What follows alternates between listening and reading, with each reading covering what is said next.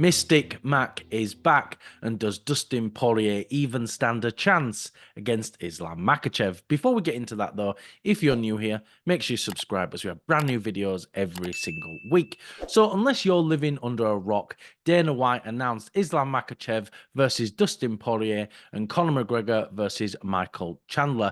Though, Mac, before we talk about the fights, do you think the UFC wasted an opportunity here for a big announcement? Not really. I think you could announce Conor at any time. You could announce it off a Sony Ericsson 2007 Walkman phone, and it'd still be all right as long as it's from an authentic source with Dana. They've announced fights at post-fight press conferences before, and it's worked for them up until then. So I didn't think it really matters where you'd announce this Mm. fight. Yeah, I actually think the complete opposite. I think the UFC need to sack their marketing department. I think it was a terrible decision. I think you've got Islam Makhachev, Dustin Poirier, Michael Chandler, Conor McGregor, four of the biggest names in your premier division, right? And you've just got Dana White mumbling it after an announcement because, I didn't even know about it. Literally. So when we finished 300, we started recording our Fallout video, doing all this stuff. I was literally about to tuck myself into bed, and you messaged again, oh, the fight's been announced. You're like, what? What a wasted opportunity, you know? I think the only time that I can recall where they made like a massive deal out of a fight was Khabib and Conor. And it was Mm. at a pre-fight press conference where the first thing Dana said was, by the way, it's a done deal. It's signed. It's done. This is done. That's the only way I could see an improvement to it, really. But, it's better than just seeing a Facebook photo, I guess, from the UFC's Facebook page. Well, I But guess that's what I saw from you, wasn't it? yeah, yeah. So, I mean, instead of Dana White announcing it to you, you had me. I Yeah, was, I was breaking the look news. at. I think though that's what's holding the UFC back from becoming that mainstream sport that it can be. I think because unless you're already following Dana White and you're already following the UFC, you're not going to know about these fights. And I feel like they don't advertise correctly. Like, imagine if they did put a trailer together, right? Say, literally, after Justin Gage and Max Holloway, this amazing fight, lightweight division, then you roll this trailer announcing these two amazing fights in the lightweight division.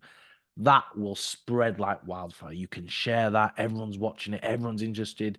Whereas now it's just like, oh, did you see Dana announce the fight? Yeah, yeah. Oh, cool. Yeah, brilliant. And that's Yeah. it. It's just a bit of a shame, I think. They've done it a couple of times, haven't they? Do you remember for UFC 200 way back Mm. when they had a trailer for Brock Lesnar and Joe Rogan didn't have a clue what's going on? He says, "I'm just finding out about this now. Like, I don't get it." So that And I think that's surprise great. element's cool because it gets a lot of people talking. Mhm. But I don't think Dana likes too many fingers in the pies. Like maybe he quite likes to be able to control it. Maybe. I mean, I'm just Yeah. speculating, but either way, we're getting these fights, Dwayne. That's true, yeah, 100%. And at least it's an upgrade of Dana just just announcing it in his bedroom on Instagram. Like we were getting sometimes like, Dana, what's going on here? Oh, morning everyone. Oh yeah, by the way, Israel Adesanya's fighting Alex Pereira. Right, see you all tomorrow. Like, Wife and kids in background, and he's just there. By the way, yeah, put me readers on. Let's see what I've done. what?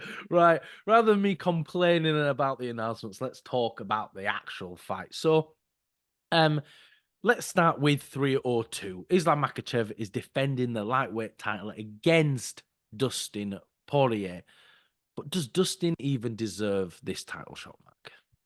He's been consistent as Dustin. He's always stuck around that top five division. I think you could stick Dustin in a title fight anytime over the past 5 years or so, and no one had really bat that much of an eyelid. I think he does deserve it because you've got to take into account injuries and suspensions, that kind of thing as well. And around that top five of the lightweight division, he's probably the only one who does relatively have a chance, especially to make it at 302. Didn't take too much damage, really, in his last fight against Benoit.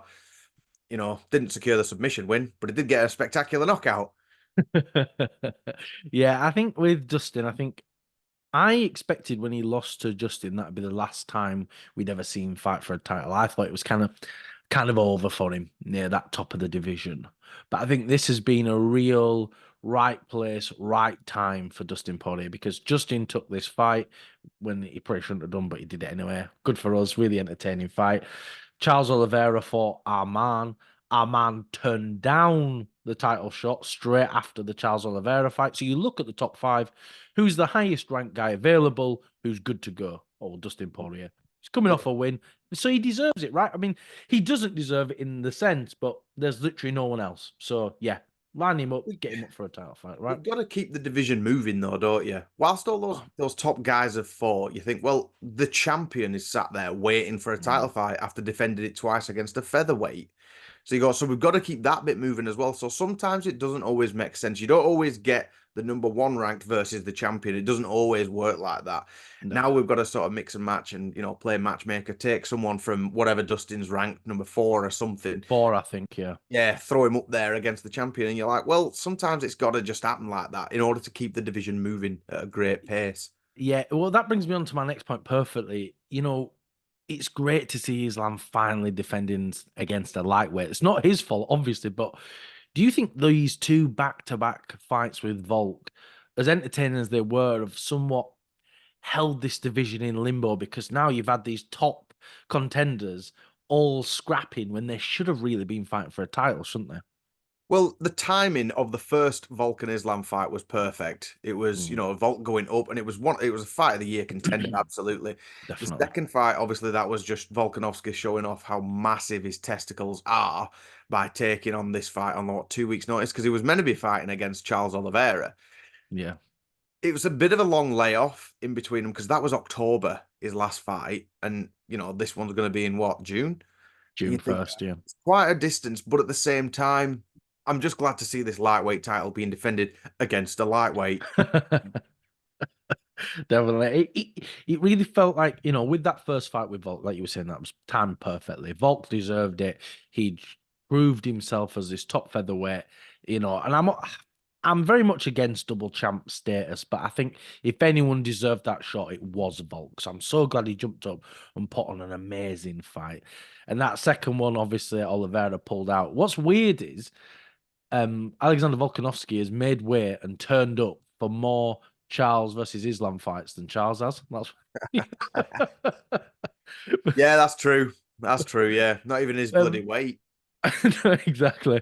But it's just good that now we're finally moving on with this division. It feels right. Okay, we've done these little side quests, literally with Volk, and now we're moving forward and we're going to see where this division goes because this now sets up perfect for our man, further down the year, or maybe Max Holloway, if he's looking to stay at 155, he could take a shot at this title. So I think it's perfectly timed now. But Mark, let's go talk about the actual fight. What's your very, very early predictions for Islam Makhachev versus Dustin Poirier? I think it's going to be a complete repeat of Khabib versus Dustin. And I don't just say that because they train together, but I think Dustin is going to be so focused on defending that is eventually just going to wear out and is probably going to secure the exact same choking that Khabib secured. When you're against someone like Islam or Khabib, you are that focused about defending the takedowns, defending their offense.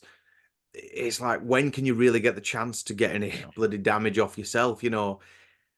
I'm going to go Islam by maybe round 3 submission, if we want to be specific. What about yourself? Are you going the same way, or do you think there's going to be an upset?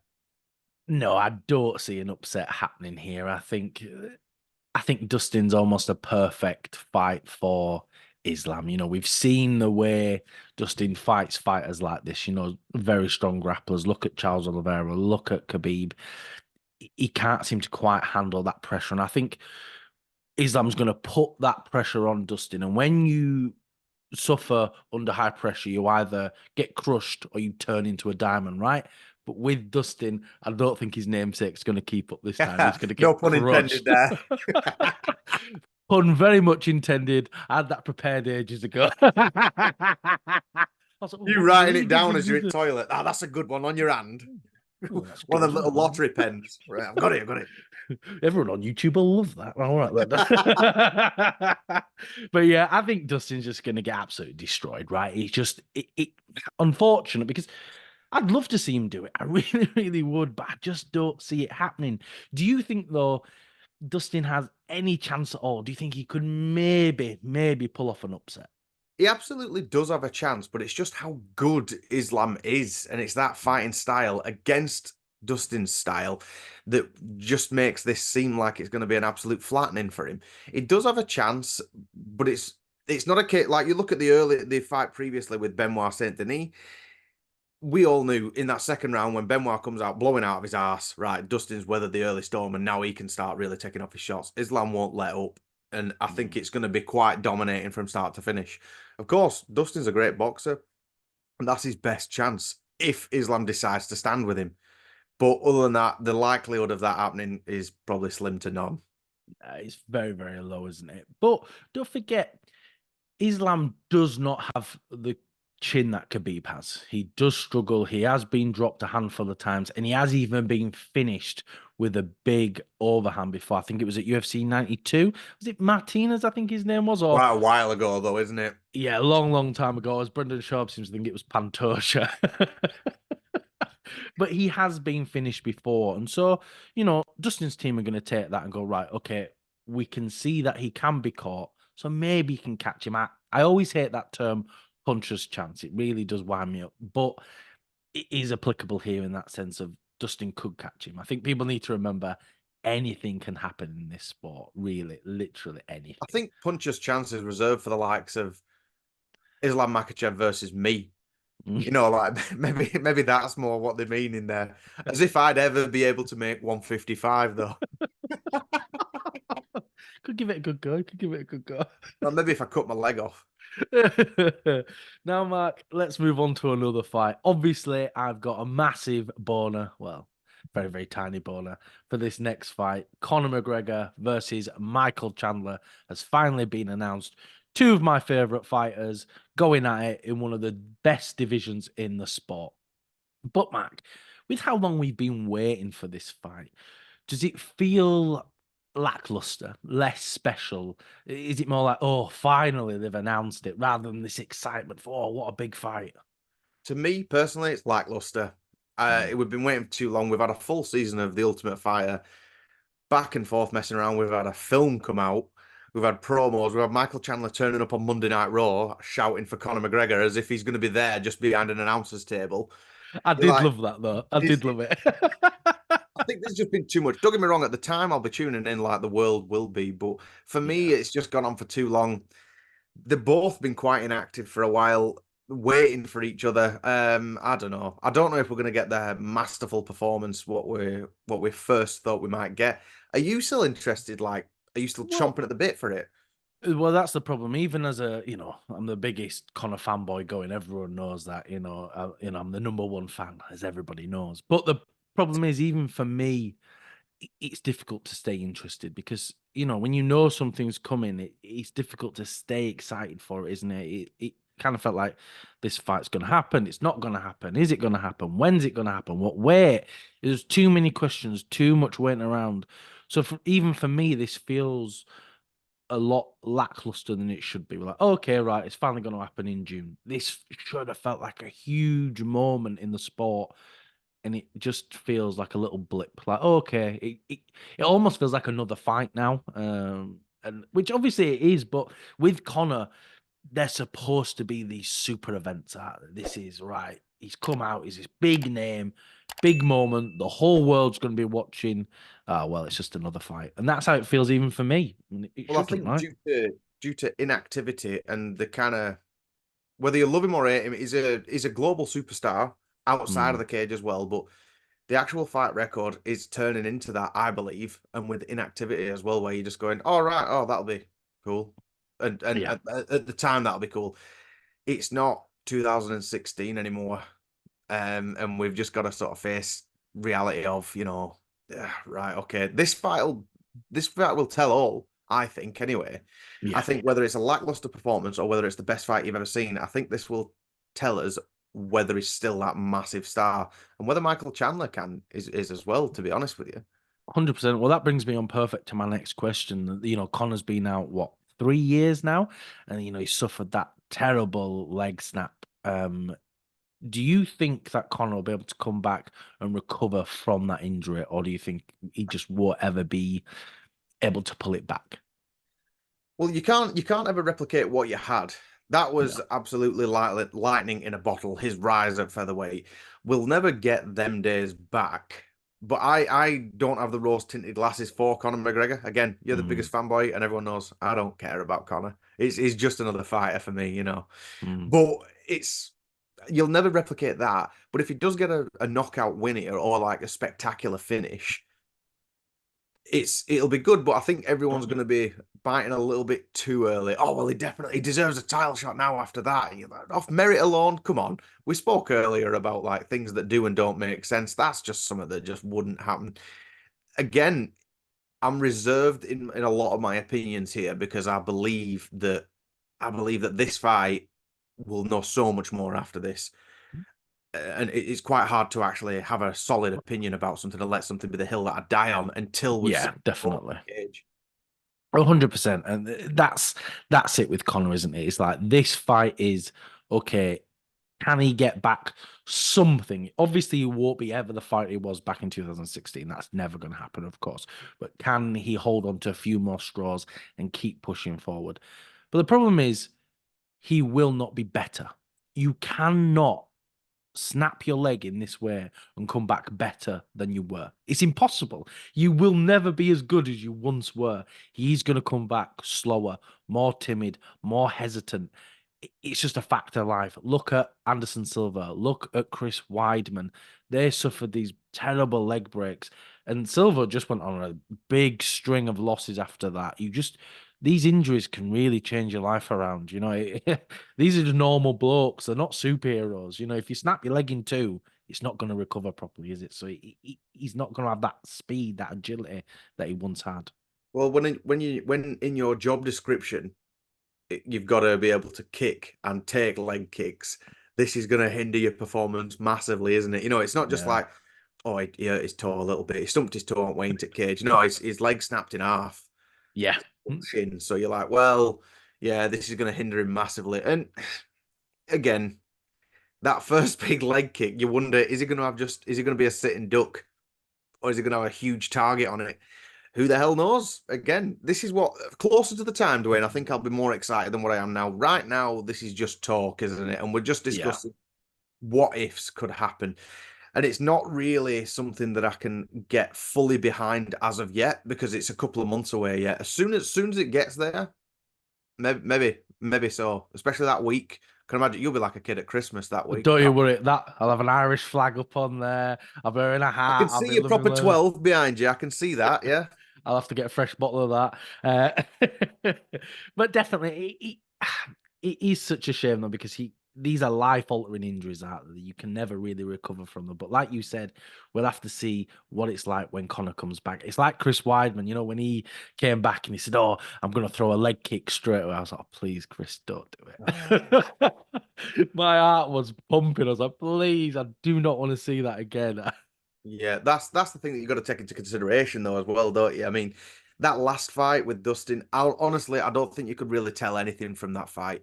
When people go, "Wow, well, Dustin was winning or Conor was winning," that kind of thing. You can't tell a thing about. I don't think so anyway. It was quite evenly matched, and there was nothing to pull from that other than Conor took 3 years after it to recover, which rightly so. It's Yeah, your leg. You can't 100%. expect everyone wants a piece of him, but you can't expect him to come back that quick. No.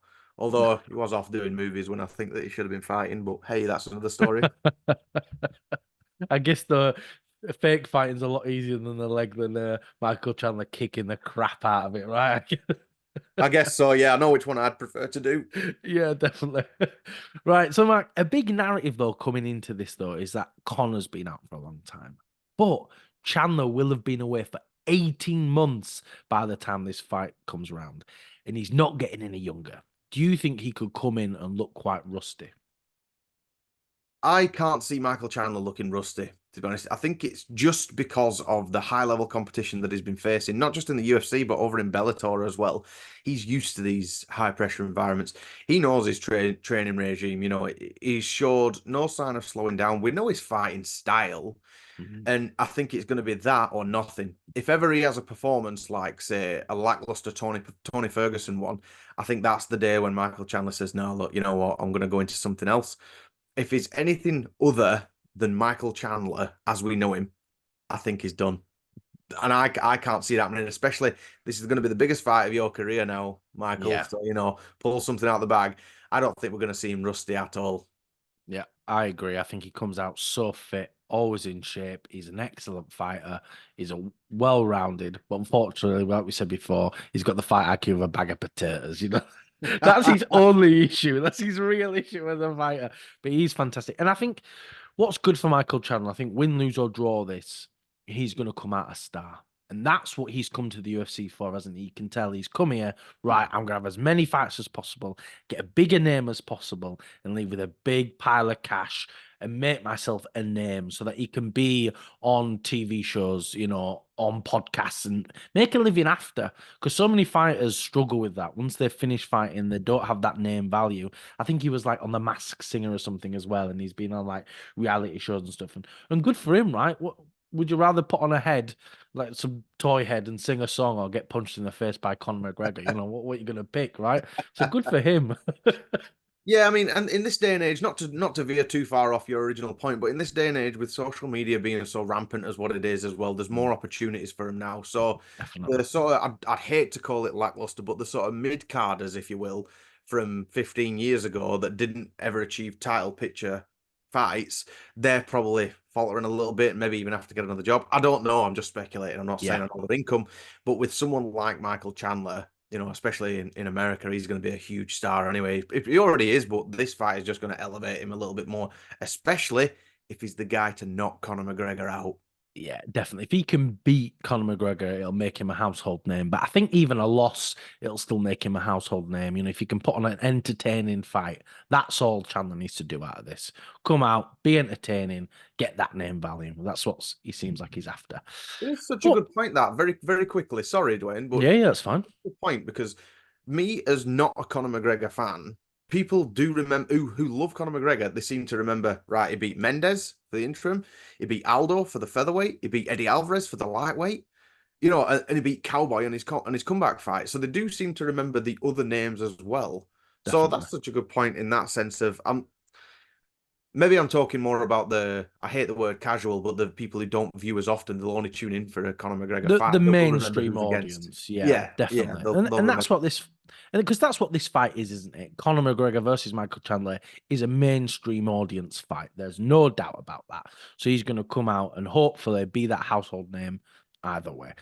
But the Mac, Dana has announced that this is going to be 170 pounds. Do you have an issue with two lightweights fighting in the division above?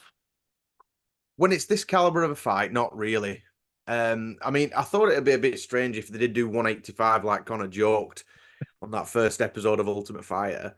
But I mean, Chandler called for this a couple of years ago, didn't he? I want you at your biggest. I want you at 170. It probably gives him a good chance to get down as well.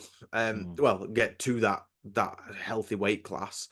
I don't mind too much at all about I this. don't. I mean, it could be a bloody heavyweight fight, and you'd still tune in, wouldn't you? Definitely.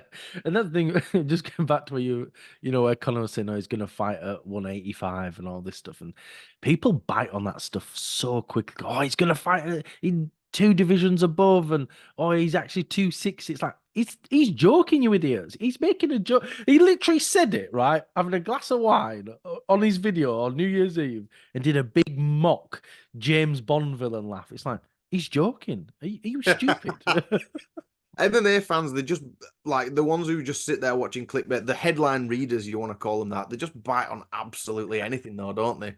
It's Definitely. crazy. You might get a post of like Michael Chandler versus Dustin Poirier 4 that, like, that was uploaded in January last year and that, and people are like, it's going to happen. You're like, just look a little deeper, swear, honestly. I know. Crazy. Don't just read the bloody headlines. Look further, right? But yeah, I'm on the same as you. Like, I don't care that they're fighting at 170. I think I'd actually prefer if we saw this a bit more often. Like, 255ers. Look, do we need to make weight? Do we need to drain ourselves?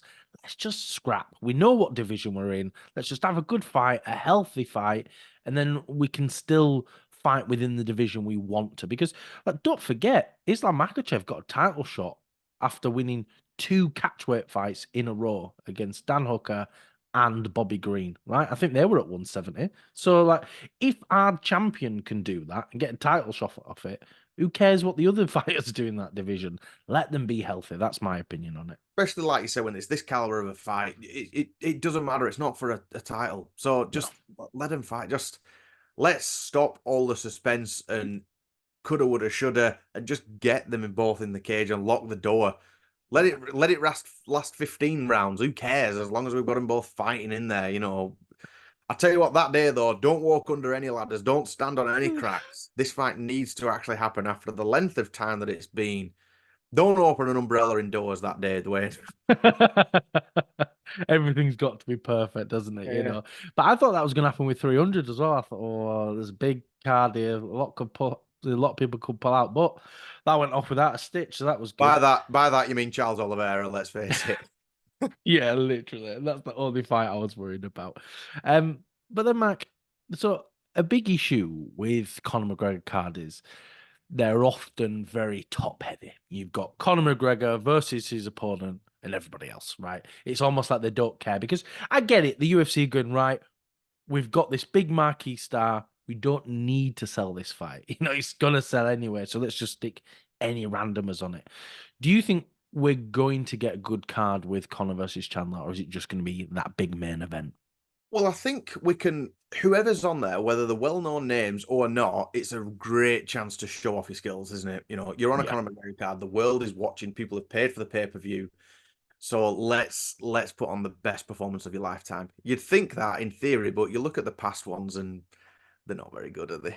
You know, No, not it's great. just a couple of names that you know. Like if you do watch UFC regular, I don't want to sort of blow us trumpet, but like us, where we don't miss one, then you'll know him. But at the same time, you can sort of see it for what it is. Like, yeah, Mm. it's not a very good card, is it? But No. even if it was just top heavy and this is the fight, it'll still sell like hotcakes. 100%. And that's why it doesn't matter, does it? That's why the UFC don't put that extra effort into these cards. But I think we might be surprised with this card. I think we might get more big names than we're expecting because one, it's International Fight Week. So this is already a marquee event already. So they're gonna get some big name fighters on there. Though I never really quite understand what International Fight Week is. Like people always talk about it, I'm like, I don't really get what it is. It just feels like another pay-per-view event. I don't know the Yeah, difference. I don't get it. No. Anyway, But back to it, it's International Fight Week, and this is now going to be in the second half of the year. We've had such big fights at the start of the year that there's going to be a lot of fighters ready. So I think, okay, perfect time. We've got all these fighters ready. International Fight Week. I think we're going to get some big names on there. Like, don't we already have Jamal Hill versus Roundtree, right? He's on there. I think those two are fighting. on that card, is that not 3 or 2? But then, Yeah. yeah, Is it? yeah, I'm pretty Oh. sure it's 3 or 2. But in that sense, though, like with Jamal Hill, last No, week he was no. It's UFC 303. Yeah. 3 or 3. 303. Wow. Okay, Yeah, yes. so So straight away, a big name already. straight away, his last fight was for the title at UFC 303. But I mean, with Jamal Hill, last week he was on his arse seeing stars due to Alex Pereira. This week he's signing contracts for his next fight. You can't knock him for that. Wants to get straight back in the win column. So there you go again. You know, we've just answered our own question there. Are we going to get big names? Well, there you go. There's an ex-champion straight away. 100%. So we might see even more. And I am really looking forward to it. But Mark, the most important question now, though, with Islam Makhachev versus Dustin Poirier and Conor McGregor versus Michael Chandler, what custom shorts are they going to be wearing? Oh, well, I think Dustin's custom shorts could be always number 2 or like permanent interim champion. I think Islam Makhachev's could just be Khabib number 2.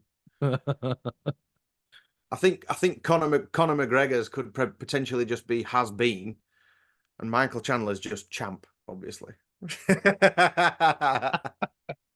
But it is fun though that they're now getting these new shorts and stuff, isn't it? And it makes it interesting, right? People have always complained, oh, we've got the same shorts. It's all so uniform, and it gets a little bit boring, doesn't it? So it's interesting that we're seeing these new shorts. What I'd love to see, genuinely, is Michael Chandler come out with like big Apollo Creed shots on the American flag, Hulk Hogan's theme song playing. I'm a real American, big American flag. I think that'd be great. And Connor, green money, he said he wanted that, or maybe you could have pure white ones. you know, for a specific reason. And Oh, I wonder exactly what you mean there. I'm wondering what you're just, saying. oh, I've just got a bit of a Dreaming of a white sunrose. Christmas, dreaming of a white July. That's exactly what you mean. With the shorts, I've never really actually noticed it. If I'm totally honest, Mm, it was only a few years ago where you'd mentioned to me like, "Oh, they fight. It's the color of their country." I'm like, "Oh yeah, of course it is." yeah. I never really noticed because the shorts can't fight for them. It's just like making a custom wrestler in old SmackDown. Here comes the pain. You can just choose the different shorts color. That's the only thing that I see. But if Yeah. it makes Well, people happy and it makes the fighters a little bit happier, then so be it.